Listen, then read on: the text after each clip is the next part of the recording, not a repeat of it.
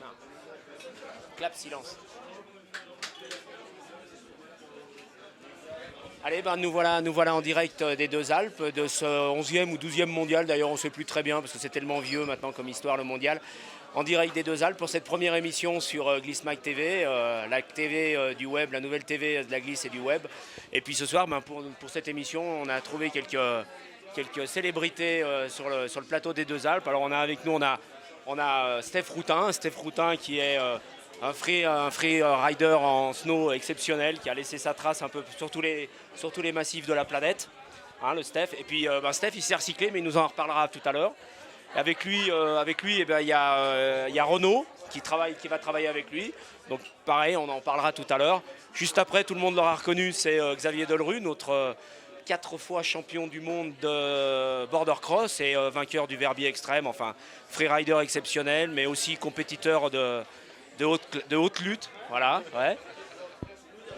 Avec lui, à sa droite, il y a Peter Charaf, ouais, bah ouais, mais bon, même les plus grands font des erreurs. Hein. Charaf. Ouais, donc Peter Charal qui lui est photographe, vidéaste, qui travaille beaucoup avec les frères Delerue, puisque avec nous, évidemment, il y a Polo, le médaillé de bronze à Turin en snow, et puis bon, grand snowboarder aussi devant l'éternel. Et je crois aussi recordman du monde de rail. Recordman, tu nous en parles rapidement, on commence par toi, ça tue bien, et voilà. Record du monde de rail, ouais, c'était au rendez-vous des étoiles, donc à Chamonix. C'était au rendez-vous des étoiles à la Mongie en fait. C'était un événement organisé par Mathieu Crépel et c'est cool, c'est un beau rassemblement dans nos chères Pyrénées. Et donc en fait ils avaient un rail de 56 mètres et en fait le but c'était de le passer. C'était pas évident parce qu'il n'était pas tout le temps super droit. Et puis on a bien rigolé, c'était cool. Ouais, donc là ce soir c'est de la bibine, les rails du Burton. Non, c'est complètement différent. Non, mais justement il y a notre petit frère Victor là qu'on va voir ce soir. Il va tous les poser. Non mais ouais, c'est complètement différent. Parce que nous non, ça c'était juste un truc à la cool, c'était de l'équilibrisme, mais là c'est vraiment beaucoup plus technique. Le rail, c'est une famille de railers alors? Non, pas du tout. Victor, je suis cheminot, je travaille à la Sûreté. C'est une famille de râleurs. Il est encore en grève, ton père. En plus, vous rigolez, mais c'est vrai. C'est vrai qu'il travaille à la Sûreté. Puisqu'on parle de cheminots et de transport, on va tout de suite attaquer la reconversion de Fred, de Steph et de Renaud, qui tous les deux, Renaud lui est un pilote confirmé d'hélicoptère de radiomodélisme, et il se retrouve avec Stéphane pour lancer une petite société qui s'appelle Helispy et qui fait du tournage d'horizon. Ouais, c'est ça en fait. Leurs compétences. Voilà, moi j'étais passionné aussi de modélisme et d'aéromodélisme. Et puis voilà, j'ai rencontré Renaud qui lui est un super pilote reconnu mondialement dans le milieu pilotage quoi. Dans des hélicos plus petits, 3D par exemple, pour faire des figures.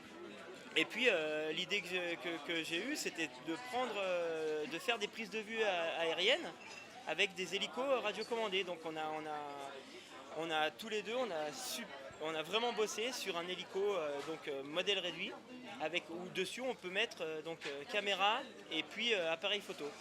Caméra et appareil photo, et puis voilà, c'est une conception, c'est du boulot, hein, mais bon, ça commence à marcher.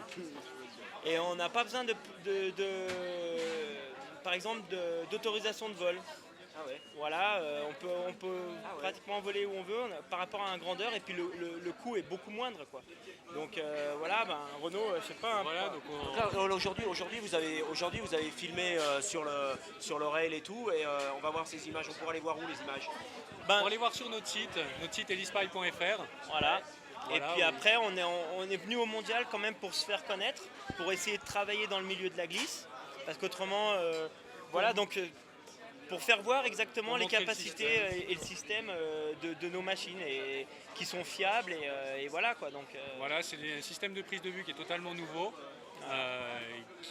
qui a vraiment sa place dans tout ce qui est événementiel, donc pas seulement le milieu de la glisse, enfin tout ce qui peut être sur l'eau, sur n'importe quoi, course automobile, sur circuit, tout l'événementiel, ça peut passer par la prise de vue basse altitude. Voilà, parce qu'on peut faire donc des suivis sportifs et en snowboard. Il y a une limite en altitude pour vous? La seule limite, c'est visuel, c'est-à-dire que tant que le pilote... Mais puissance d'hélico, je veux dire. En altitude, ouais. On a fait des peut tests monter là. Jusqu'à Ouais. 2700 mètres, on va essayer 3200 là demain. Et donc 2700 mètres, on peut encore voler. Voilà. Et c'est quoi la Donc, portée des télécommandes par exemple par rapport à l'endroit où vous vous placez? La portée des télécommandes, elle va au-delà de 2 km. 2 km. Donc elle monte façon, même encore on plus loin. pilote. La seule limite, c'est visuel, c'est-à-dire qu'il faut toujours qu'on garde l'hélicoptère en vue directe. Et tu penses que tu es capable de suivre Xavier dans une descente de freeride avec ton hélicoptère ou, Ah bien sûr, c'est le but t'as recherché. testé avec le Step, le Step Ouais, c'est la c'est- génération d'avions, il est moins rapide. Non, mais c'est le but, hein, c'est sûr que c'est le but, c'est ce qu'on veut apporter donc des nouvelles images à un coût moindre qu'un hélico grandeur, quoi. Et puis tout sans ces restrictions aériennes Voilà. de la préfecture auxquelles sont soumises un vrai hélicoptère. Et beaucoup plus facile à installer, à transporter. Ouais, puis aussi vous pouvez quand même vachement vous rapprocher par rapport à un hélico parce que je sais Voilà. qu'on a pas mal Bien de sûr. problèmes. Quand on ride, si l'hélico vient trop près, ça fait plein de fumée, ça nous gêne. Et, Voilà. et c'est clair que ça peut être génial. L'hélicoptère en plus Super beaucoup plus à l'aise. réactif. Ouais, exactement. Donc là, une reconversion bien commencée, on ne sait pas encore si elle est réussie, mais Qui commence bien, attaquée, qui commence bien. Voilà. Et toi, Xavier, reconversion, pas encore? Pas encore non. Le freeride c'est un truc de vieux. Là je suis encore jeune pour le freeride, ça tombe bien. Donc ça va me faire des vacances un petit peu. Ouais, voilà, ouais.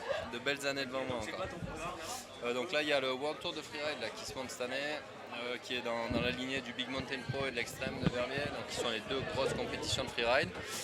Et là donc il y a skieurs, snowboarders réunis sur 5 épreuves partout dans le monde, avec vraiment un organisateur qui tient la route, avec tous les meilleurs riders qui vont venir, et un titre de champion du monde à la clé, donc je pense qu'il va y avoir du beau spectacle.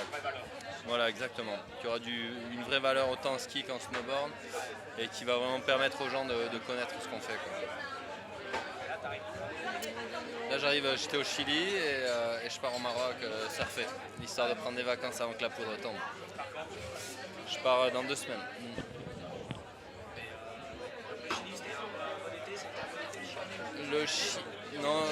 Le Chili, ça a été, il y a eu un très très bon début d'hiver.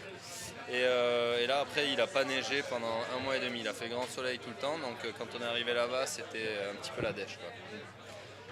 Voilà. Mais bon c'est comme ça, on est habitué, on trouve toujours des choses à faire. Voilà, exactement, ça sert à rien de s'exciter, on attend le mois de décembre et puis là on se met aux choses sérieuses.